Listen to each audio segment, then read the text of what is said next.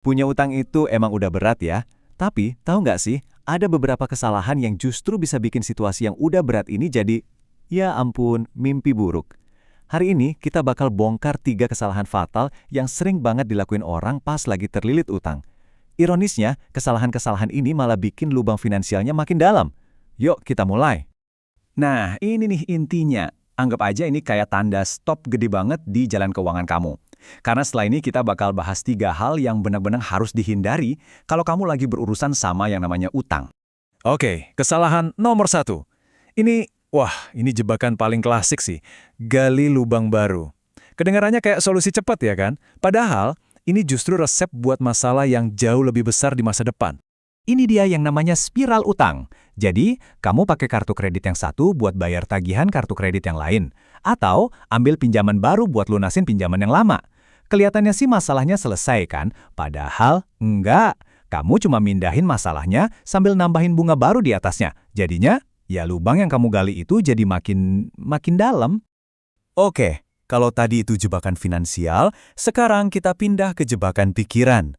Kesalahan kedua ini sifatnya lebih ke psikologis, di mana musuh terbesarnya? Ya, diri kita sendiri.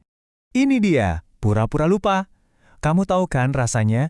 Nggak mau angkat telepon dari nomor nggak dikenal, takut buka amplop tagihan, pokoknya selalu bilang, nanti aja deh dipikirin.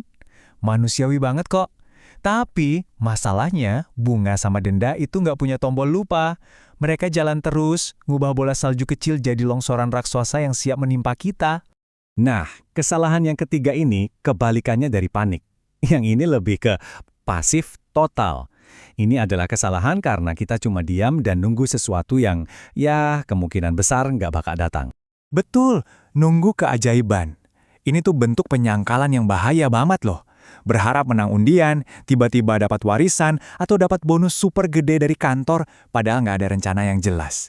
Gini, harapan itu penting, tapi kalau cuma ngegantungin nasib ke hal-hal di luar kendali kita, tanpa ada aksi nyata, itu sama aja kayak kita lagi duduk di perahu yang bocor sambil berharap hujannya berhenti.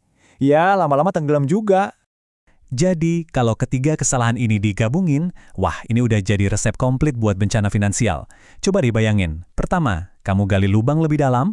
Kedua, kamu pura-pura nggak lihat lubangnya. Ketiga, kamu berharap lubangnya hilang sendiri. Ini benar-benar kayak jalan tol lurus menuju kehancuran finansial. Pada akhirnya, semua ini mengerucut ke satu kalimat simpel tapi nusuk banget. Semakin lama ditunda, makin berat jadinya. Coba deh biarin kalimat itu meresap. Setiap hari kamu menunda, itu bukan cuma bunganya loh yang numpuk, tapi beban mental, beban di kepala yang kamu pikul itu juga makin berat. Jadi, setelah kita tahu apa aja yang nggak boleh dilakukan, pertanyaannya, sekarang kita balik. Apa yang bisa kamu lakukan? Udah lupain dulu langkah-langkah raksasa yang bikin pusing. Mulai dari yang paling kecil. Mungkin hari ini cukup dengan ngitung semua total utang kamu. Atau bikin anggaran super simple. Atau bahkan cukup dengan jujur dan ngaku ke diri sendiri, oke, gue punya masalah ini. Apapun itu, pertanyaannya adalah langkah kecil pertama apa yang bakal kamu ambil hari ini.